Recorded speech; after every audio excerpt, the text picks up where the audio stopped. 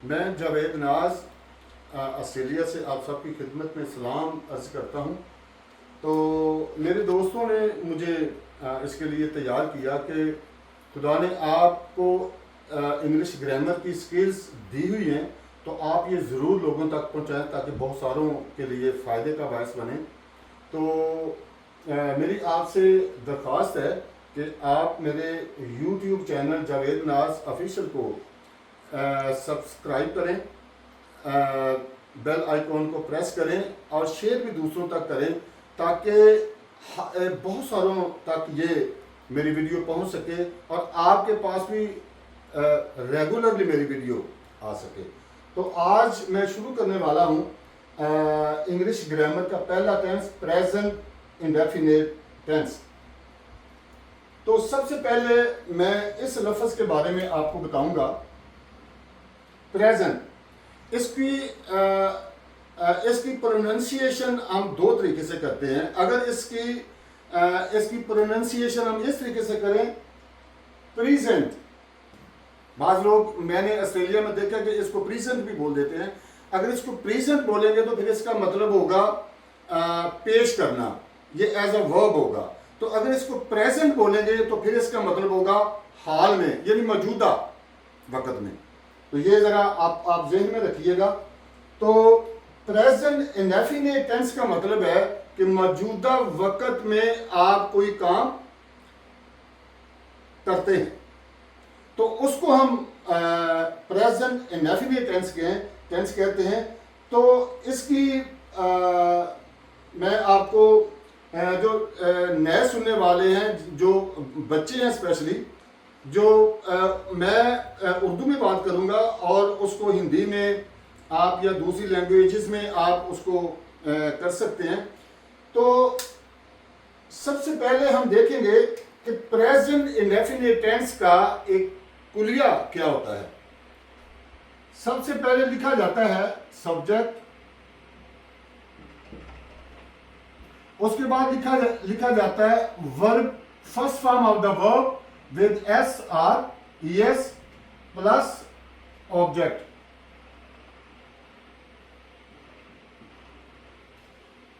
तो इसके बारे में भी हमें जानना जरूरी है। सब्जेक्ट क्या होता है? सब्जेक्ट वो होता है जो काम कर रहा होता है। तो वर्ब क्या होता है? वर्ब होता है एक्शन वर्ड, जो एक्शन ले, और ऑब्जेक्ट होगा जिस पर काम किया जाए। फॉर एग्जाम्पल, he speaks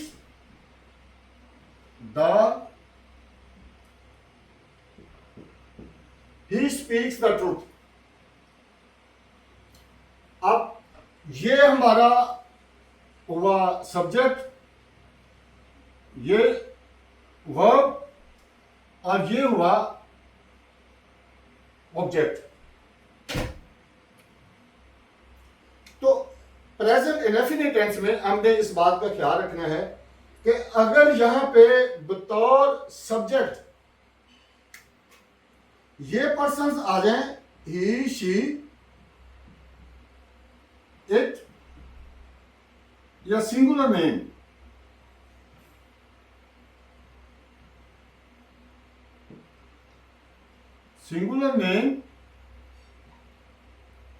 तो हम इनके साथ वर्ब की पहली फॉर्म के साथ एस या ईएस लगाते हैं। तो अगर यहां पे सब्जेक्ट बतौर आई, वी, यू, दे या plural name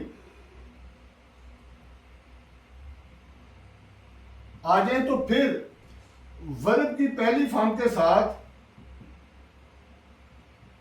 S R E S नहीं लगेगा। ई एस और ई एस को मैंने काट दिया है। इट मींस हम यूज करेंगे वर्ब की first form I, we, you, they और प्लूरल नेम्स के साथ।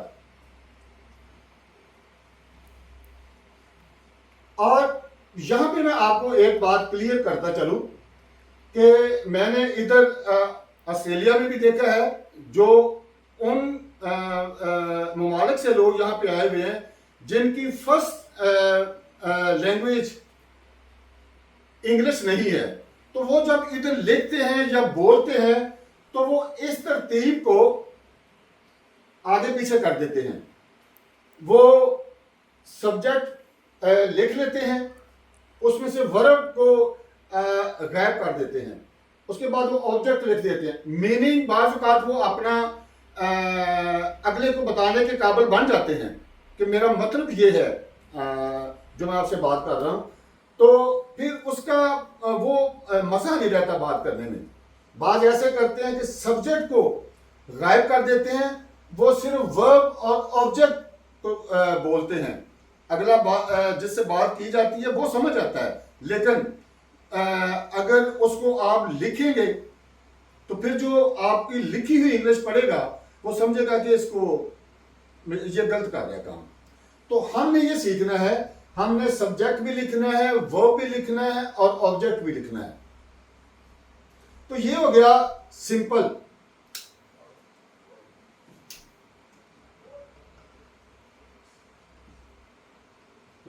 Simple sentence.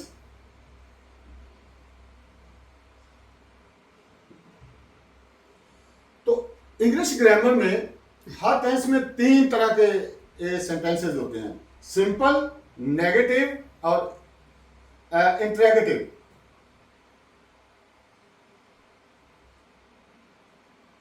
तो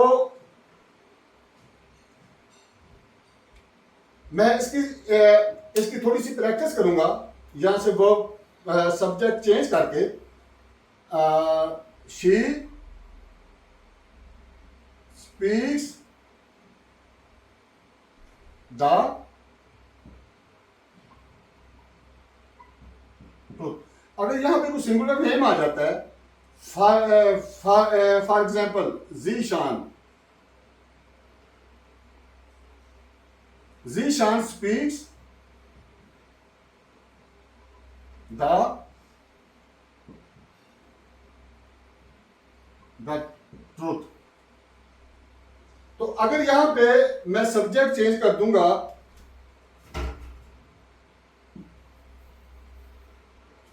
आई, तो यहां पे फिर हम वर्ब की पहली फॉर्म के साथ एस जो है ना वो काट देंगे। अगर यहां पे मैं लिखता हूं वी, तो फिर भी यहां पे वर्ब की पहली फॉर्म के साथ एस नहीं लगेगा। अगर मैं यहां पे लिख देता हूं यू, तो फिर भी वर्ब की पहली फॉर्म के साथ यहां पे एस नहीं लगेगा। अगर यहां पे मैं लिख देता हूं दे, तो फिर भी यहां पे वर्ब की पहली फॉर्म के साथ एस नहीं लगेगा। हम इसको इस तरीके से बोलेंगे, दे स्पीक द ट्रूथ।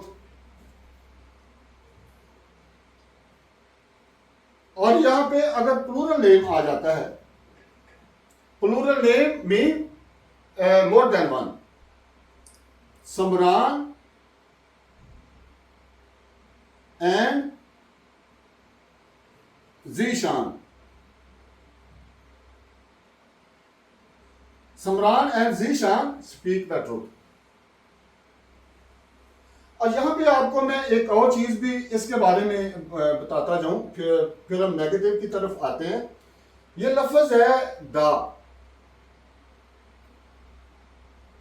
इसका इंग्लिश कायदा कुलिया ये है कि द के बाद कोई भी लफ्ज लिखा हो, अगर कोई भी नाउन लिखा हो, तो नाउन का पहला स्पेलिंग अगर कॉन्सोनेंट है तो फिर हम बोलेंगे इसे दा पढ़ेंगे।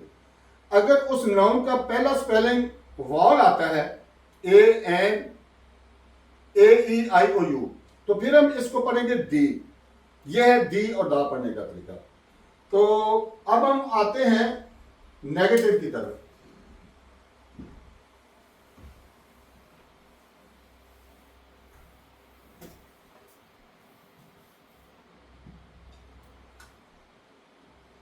नेगेटिव,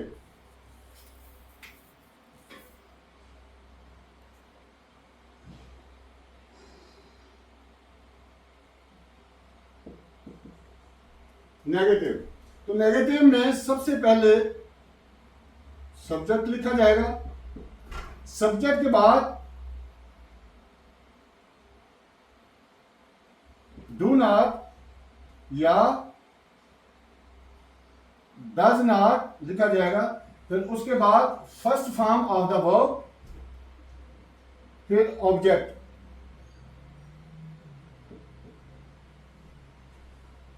ये है जी हमारे पास नेगेटिव पुलिया।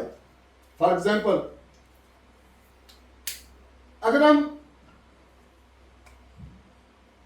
इस फिक्रे को नेगेटिव में चेंज करते हैं, ही स्पीक्स द ट्रूथ, तो इसको हम इसको नेगेटिव में चेंज करेंगे, ही डज नॉट।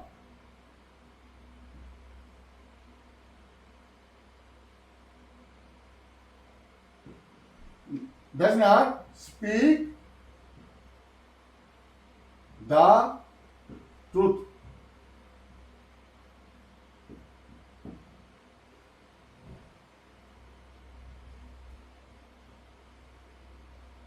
तो यहां पे हम देखेंगे तो यहां पे दो हेल्पिंग वर्ब लिखे हुए हैं, डू भी लिखा हुआ है, डज भी लिखा हुआ है। तो इन दोनों में से हम एक यहां पे इस्तेमाल करेंगे नेगेटिव सेंटेंस में। तो मैं आपको थोड़ा सा पीछे लेके चलूंगा। जिन जिन सब्जेक्ट के साथ हमने वर्ब की पहली फॉर्म के साथ एस या एस लगाया था सिंपल फिक्रे में, अब उन्हीं के साथ हम यूज करेंगे डज नॉट। इसे डज नॉट बोल लें या डजंट बोल लें। तो जिन जिन सब्जेक्ट के साथ वर्ब की पहली फॉर्म के साथ हमने एस या एस नहीं इस्तेमाल किया था पहली फॉर्म के साथ, तो उनके साथ हम इस्तेमाल करेंगे डोंट। यहां पे मैं आपको लिख भी देता हूं,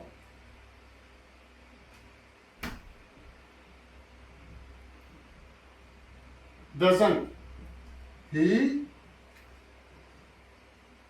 शी, इट और सिंगुलर नेम।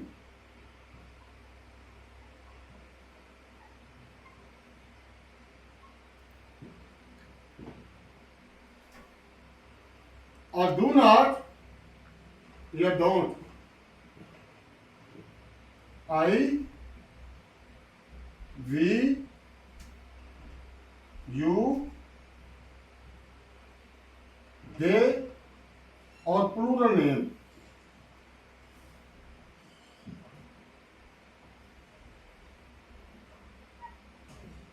मैं आपको पीछे बता चुका हूं, plural name means more than one. तो ये है जी, हम नेगेटिव सेंटेंसेस में हमने ध्यान रखना है कि हमने डजंट किसके साथ इस्तेमाल करना है, डोंट किसके साथ इस्तेमाल करना है। जैसे हमारे पास सब्जेक्ट था यहाँ पे ही, और ही के साथ हमने हेल्पिंग वर्ब कौन सा यूज किया है, doesn't. He doesn't speak the truth या he does not speak the truth. अब हम इसकी प्रैक्टिस कर लेते हैं इसी फिक्रे को।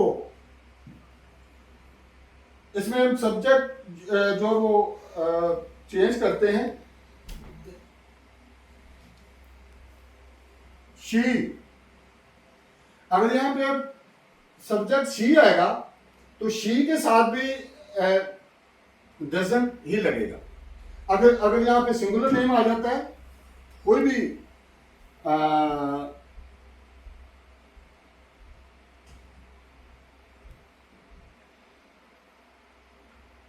हीरा,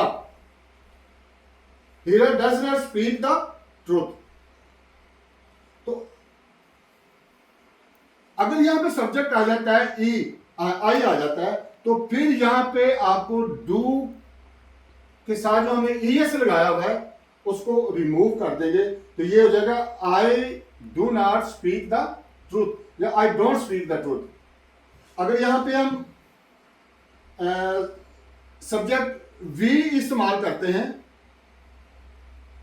तो फिर भी इसके साथ डोंट ही लगेगा, we don't speak the truth. अगर यहां पे सब्जेक्ट आ जाता है यू, तो फिर भी हेल्पिंग वर्ब जो है ना वो इसके साथ डोंट ही रहेगा। अगर यहां पे आ जाएगा दे, तो फिर भी हेल्पिंग वर्ब इसके साथ डोंट ही रहेगा। अगर यहां पे आ जाता है प्लूरल नेम, फिर मैं लिखूंगा Zeeshan and Samran don't speak the truth.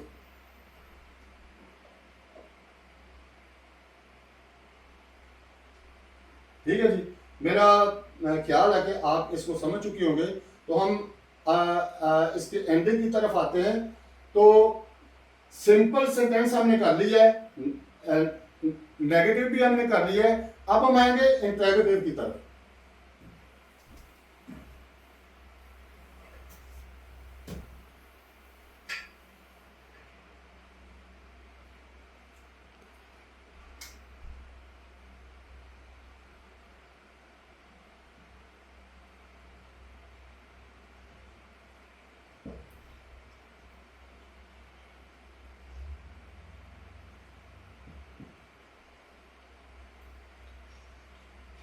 तो इंटरोगेटिव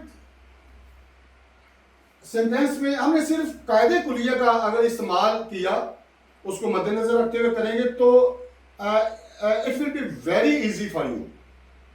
तो अगर हम इसके वो अपने गेस इस्तेमाल करना शुरू कर देंगे, कायदे कुलिये से हटकर इसको करने की कोशिश करेंगे, then you will forget this. How can we make interrogative sentence? So यहां पे हम देखेंगे कि हम पहले मैं दो सेंटेंस लिखूंगा, सिंपल और नेगेटिव। ये हमारे पास लिखा हुआ था ही स्पीक्स द ट्रूथ, तो इसको हमने नेगेटिव किया था ही डजंट स्पीक द ट्रूथ। तो ही doesn't speak the truth. I don't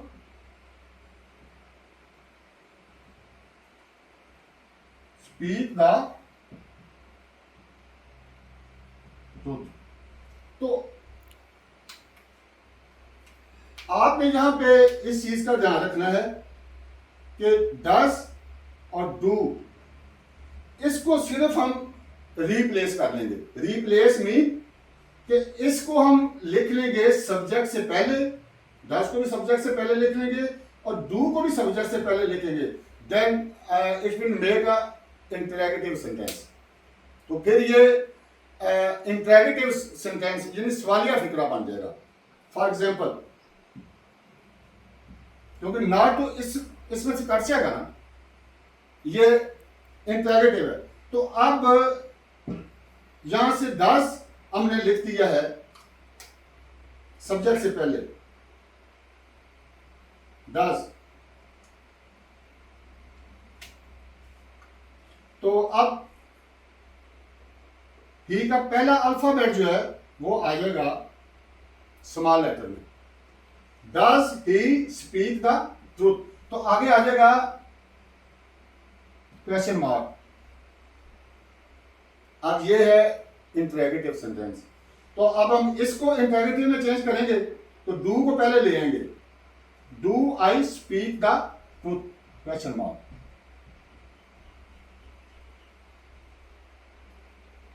ये है जी प्रेजेंट इंडेफिनिट टेंस के तीन सेंटेंसेस, सिंपल, इंटरोगेटिव और नेगेटिव और इंटरोगेटिव। तो इसको आप बार बार देखिएगा। तो मैं फिर आपसे रिक्वेस्ट करता हूँ कि मेरे चैनल को सब्सक्राइब ज़रूर कीजिएगा, बेल आइकॉन को ज़रूर प्रेस कीजिएगा और दूसरों के साथ शेयर भी कीजिएगा, ताकि ये नॉलेज दूसरों तक भी पहुँचे। और अगली जो वीडियो मैं बहुत जल्द अपलोड करूँगा, प्रेजेंट कंटिन्यूअस टेंस, वो भी आप तक जल्द पहुँचे। सो बहुत शुक्रिया मेरी ये वीडियो देखने का। God bless you.